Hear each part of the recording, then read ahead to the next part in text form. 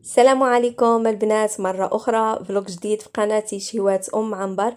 كما كتشوفوا حنايا هنايا في مدينة الجبهة وقفنا باش نسترحوا واحد شوية ونفطروا عاد باش نكملوا الوجهة ديالنا نحو مدينة الحسيمة إن شاء الله.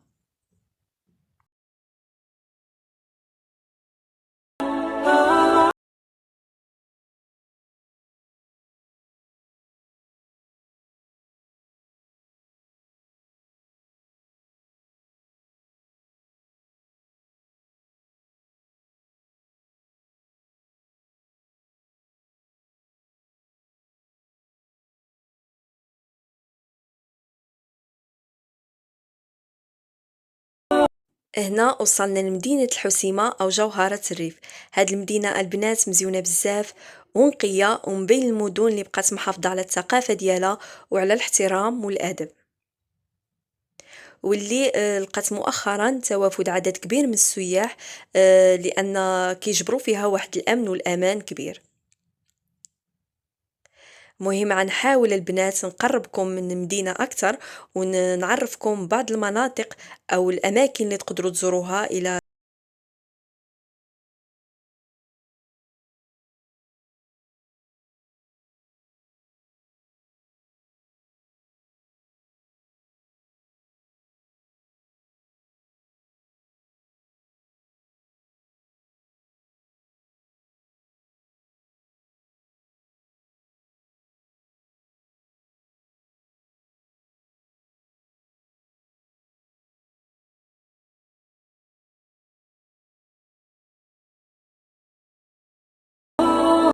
هذه البنات هي ساحة محمد السادس، معروفة بها المدينة. ساحة اللي كبيرة بزاف، كيعملوا فيها سهرات في الصيف، وكيخرجوا ليالي صغارين يلعبوا في العشية. كاين ديك الطوموبيلات العيال، كاين بزاف لي زاكتيفيتي اللي يقدروا يعملوهم العيال. وهذه غتكون اول منطقه اللي غنعرفكم عليها، منطقه الساحلي جات في طريق الناظور. حنا هنايا جينا المطعم السمك، وفي نفس الوقت جينا نتمتعوا بهذا المنظر ديال الشاطئ، المنظر رائع اللي كيفتح الشهيه، وفي نفس الوقت كتحس بواحد الهدوء وبواحد الراحه النفسيه.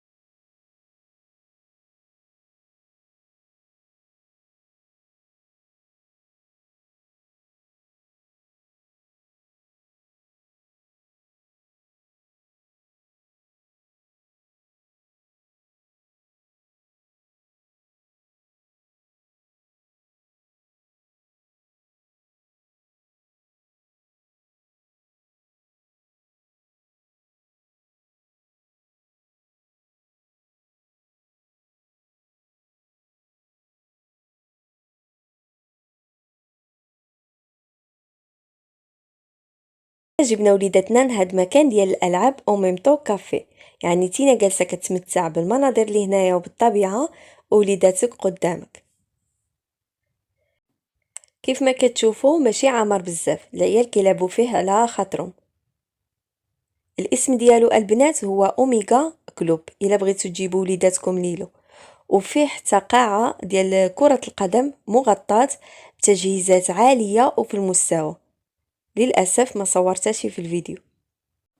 هنا كنت كنوري لكم المكان كيف هو كامل مأمن ومشدود، يعني ما تخافوش على وليداتكم تماما. هذه هي قاعة ديال كرة القدم اللي قلت لكم جات في الطبقة الأخيرة. هنايا اتجهنا نحو شاطئ الصفيحة، من بين أشهر الشواطئ اللي كاينين في المدينة. كيتميز بالرمال ديالو الرمادية كيف ما تشوفوا، والماء ديالو نقي فحال جميع الشواطئ ديال الحسيمة. كاين فيه حتى المقاهي والمطاعم بالنسبة للناس إلا بغاو يجلسوا.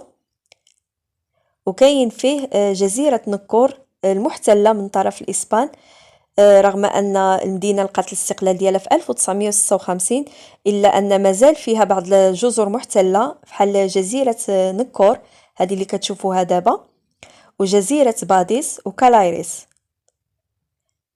هاد الجزيرة باقي فيها القشلة ديال العسكر، كيجيبوا لهم الماكلة والماء من سبتة ومن ليليا بالمروحيات.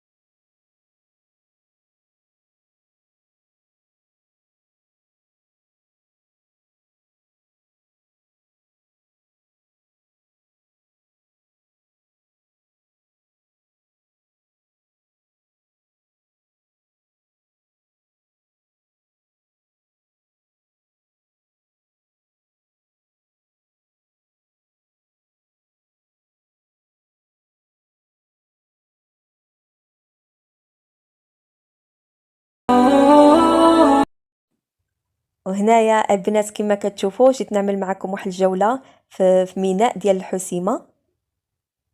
هو قريب نشاطئ كيمادو، يعني الميناء ماشي بعيد بزاف على المدينة. وهادو الباركوس اللي كتشوفوه هما اللي كيديو الجزيرات اللي كاينين تما. طبعا ما كيخليوهمش يقربوا من المياه ديالهم بزاف، يعني ما كتقربش للجزيرة بزاف، ولكن كتشوفها عن قرب. هذه اللي كنوريكم البنات دابا اول باخره للجاليه المغربيه اللي دخلت من بعد ما فتحوا الحدود، جات من البرتغال.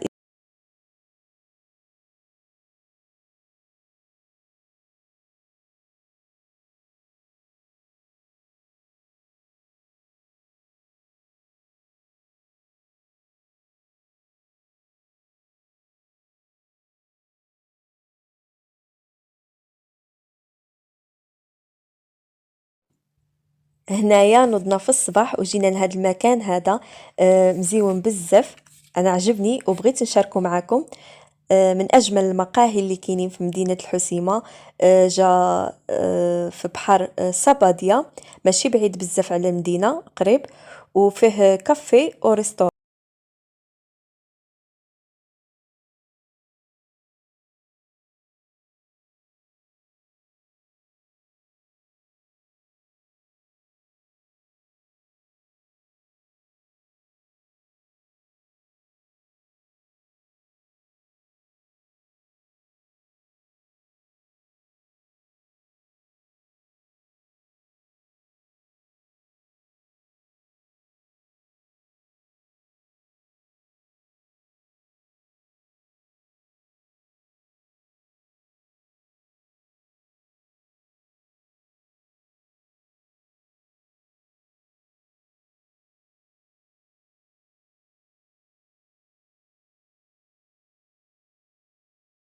الا جيتو لمدينه الحسيمه ما ترددوش واجيو لهذا المكان هذا اللي قلت لكم.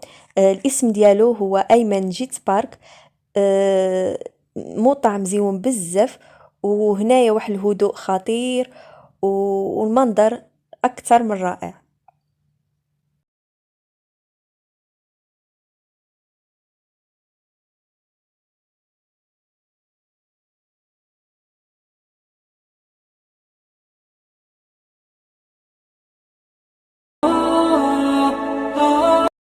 هنايا بغيت نشارك معكم الأثمنة اللي كاينين في هذا المكان. أنا بالنسبة لي أثمنة مناسبة، حيت حنا في مدينة مرتيل عندنا فحال هاد الأثمنة هذه، وما عندناش هذا المنظر هذا الرائع.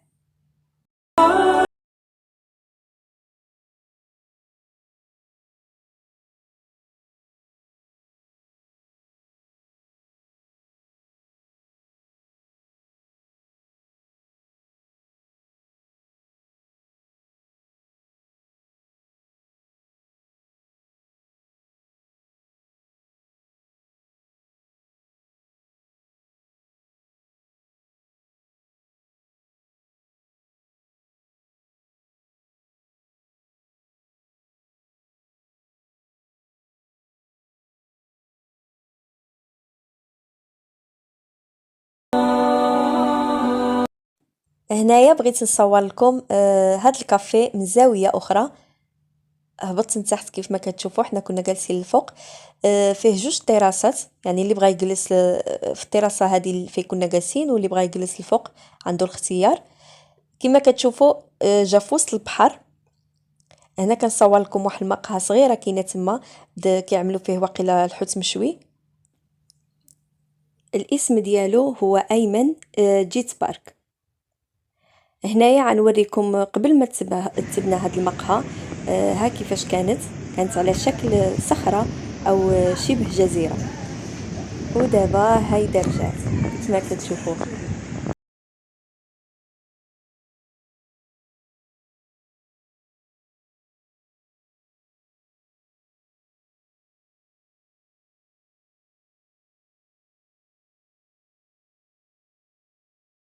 هنايا طلعنا لواحد المكان عالي باش نوريكم المنظر كيفاش كاين هنايا. الصراحة لحد الآن الأماكن اللي زرتهم في الحسيمة كاملين رائعين بدون استثناء. كما كتشوفوا كتبان بحال شي لوحة فنية، مزيج بين الطبيعة والجبال والبحر. هذا اللي كيبان لكم تما حتى هو ميناء في الحسيمة، غير هو ميناء صغير ماشي كبير. هنا جينا باش نزوروا اجمل الاماكن اللي شفت توثرت، او تقدروا تقولوا عليه حتى مالديف المغرب. باش نعطيكم الوصف بالضبط للمكان فين جا. حنا اتجهنا من الحسيمه نحو الطريق اللي كتدي لجبهه تطوان. قبل ما نوصلوا قبل ما نوصلوا للتشار ديال الروادي كاينه واحد الدخله على اليمين، كندخلوا فيها وكنبقاو طالعين في هذا الطريق اللي كتشوفوها دابا، الباديه ديال توسرت. احنا هنا باش نصور لكم المكان من الفوق، واحد القهوه كاينه عاليه تما. غنصور لكم المكان، استعدوا باش تشوفوا معايا المنظر. شوفوا البنات على منظر اكثر من رائع. ما كيتوصفش بالتليفون كيف ما كتشوفوا بالعين المجرده. هاد الشاطئ الاسم ديالو توثرت اولا شاطئ الدروج، حيتاش فيه 700 درجه. بالنسبه للناس اللي خصهم يهبطوا للشاطئ لتحت قبل ما توصلوا لهاد القهوه هذه اللي صورت لكم، غتجبروا واحد الدخله اخرى على اليمين، ولكن غير بيستا، يعني تما كتوقف الطوموبيل وكتكمل على رجلك حتى كتجبر الدروج تما 700 درجه باش تهبط لتحت للشاطئ. ولكن صدقوني ملي غتهود المنظر مزيون بزاف، يعني كيستحق العناء اللي عضربو. حنا بالنسبه لينا حيتاش معنا ليا صغاري ما قدرناش نهبطوا. بالنسبه للهبوط يقدر يجينا ساهل، ولكن في الرجوع غيجينا صعيب بزاف، وبالنسبه ل 700 درجه. ولكن كونوا اكيدين اني الى زرت المدينه الحسيمه مره اخرى غنهبطنا هذا الشاطئ وغنشوفوه عن قرب، لان من خلال التصاور والفيديوز اللي شفتو رائع جدا. حنا دابا في وسط مدينة الحسيمة. جينا نشربوا واحد الكافي وفي نفس الوقت وليداتنا يلعبوا في واحد المكان ديال الألعاب، الإطلالة كيف ما كتشوفوا على ساحة محمد السادس.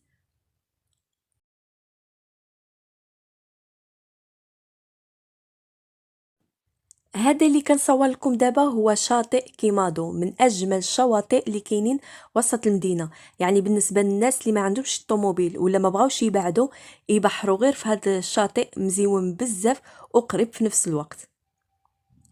وهذا اللي كتشوفوا معايا في الصوره هذا الجبل مورو بيخو، اللي بغى يمشي ليلو سي لافي بانوراميك من تما. كتشوف كتشوف بلاصه كيما هادو من مكان عالي، وفيه حتى كورنيش مجهز ومزيون بزاف.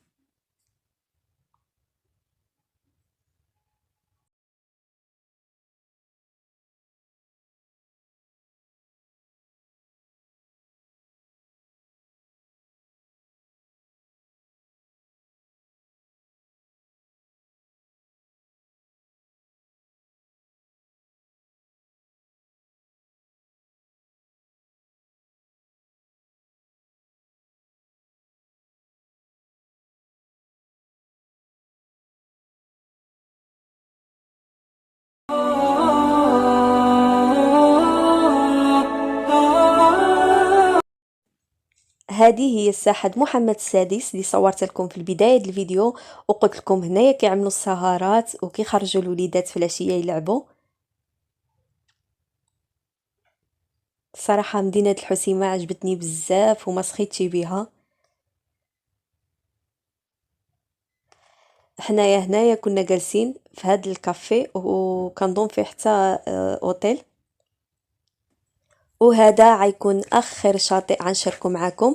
كالا بونيتا حتى هو جا قريب ماشي بعيد بزاف، ولكن كيعمر وكيعملوا فيه حتى تابولات في الليل بالنسبه للناس الا بغاو يجلسوا، وكيكونوا الديوان في هذه الساحه اللي كنصور لكم دابا. وهنا البنات غنكون وصلنا لنهايه الفيديو، كنتمنى من كل قلبي تكون عجبتكم مدينه الحسيمه وعجبكم الفيديو، والى اللقاء.